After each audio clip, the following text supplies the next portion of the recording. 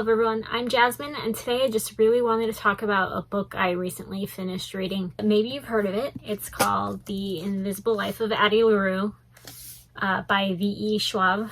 I apologize if I pronounce that incorrectly. I really wish it was like Actors where you can just look up interviews where they introduce themselves to find out how they say their name. This one has been on my TBR list for a while on Book of the Month. And then last year during Cyber Week, the special edition hardcover was on sale and it was actually cheaper than buying it as an add-on on Book of the Month. If you don't know the book, this is the official plot description. France, 1714. In a moment of desperation, a young woman makes a Faustian bargain to live forever, and is cursed to be forgotten by everyone she meets.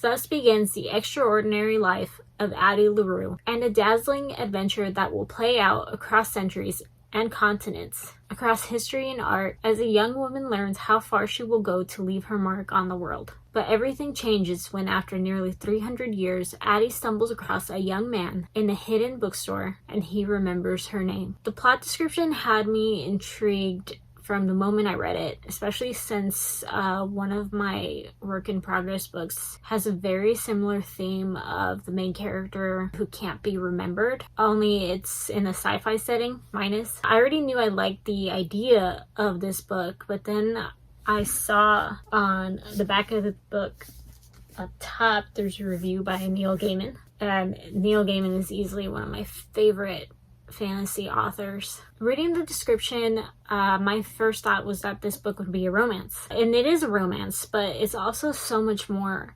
The romance, in case anyone is wondering, I would consider insta-love, but for good reason. Addie is cursed, so no one remembers her. And whatever you think that means, multiply how bad that would be by 100. She's truly a ghost. So after living for almost 300 years, it's no wonder she's instantly enamored with this young man who says, "I remember you." But of course, the last thing I want to do is spoil the book for anyone who hasn't read it. So I'm going to move on to the other aspects of the book. I would describe the heart of the book to be one of magic and tragedy, because following a character who is immortal is magical, but it's also incredibly tragic.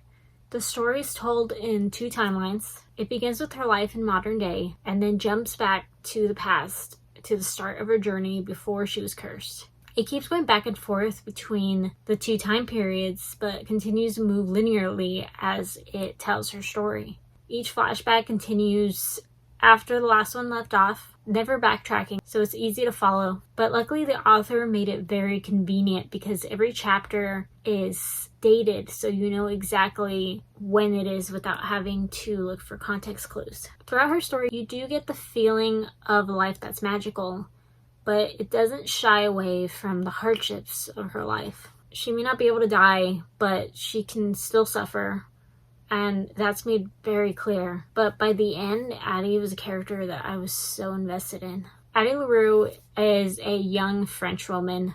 At the beginning of her story, she's innocent and naive, but in the pages of her modern life, she's strong, vibrant, and so smart. The author did such a wonderful job of showing her character development as her past timeline gets closer to the present day. That way I was able to see the change in her character and easily understand how she became the woman she is. But I also came to admire her for it. Usually when I read a book with a female main character, I like to imagine that I'm that character. Usually that's an easy feat because in most cases with a lot of the books I've read that involve romance, the main character is more of a vehicle to take you through the story. Their personalities usually are so strong at the start but get lost in the story. And that was definitely not the case here. There is a male main character. I know I haven't really said anything about him, but that's just how amazing Addie is. The male lead is Henry, a young man who owns a bookstore in New York. And I really don't want to say anything about him because it sticks to Addie's perspective, so the reader can get to know him as she does. I really wish I had more to say about him, but honestly, he didn't exactly stick out to me. That wasn't because I thought he was boring. He is a complex character who some people will likely find relatable. For me, it was more that he didn't stand a chance of standing out on the page next to Addie, but I thought the best aspect of his character was the mystery. He remembers her, and that is a big deal. So there really is a big mystery of how and why he's the only person who can remember her. Their characters felt so real that it made it difficult for me to imagine certain actors. I couldn't land on a face for Addie, and with Henry I ended up reverting back to my go-to actor when I can't pick someone, which is Ben Barnes. Sometimes I just need a voice and a face to picture, and my default for romance is always him for the male lead. There are LGBTQ themes to a certain extent. The author deals with sexuality as fluid. So the main characters are never labeled as bisexual, but both characters do have a history of relationships with both sexes. I rate books with a 5-star system, from would never read it again to loved it and can't wait to reread it. I don't really believe in calling a book bad because each person's interests are different, and a book I hated could be loved by someone else and vice versa. Everyone has different deal breakers. I gave this book 5 stars because as a contemporary fantasy fan, this hit all the marks of magic, mystery, and tragedy that I love, and more importantly, had a main character I could fall in love with. You can find more book reviews on my blog. The next book I'll be reading is The 7 Husbands of Evelyn Hugo, just as soon as I get the pile blocking my bookcase doors out of the way. If you read this book, comment below, let me know what you think. Thanks for watching.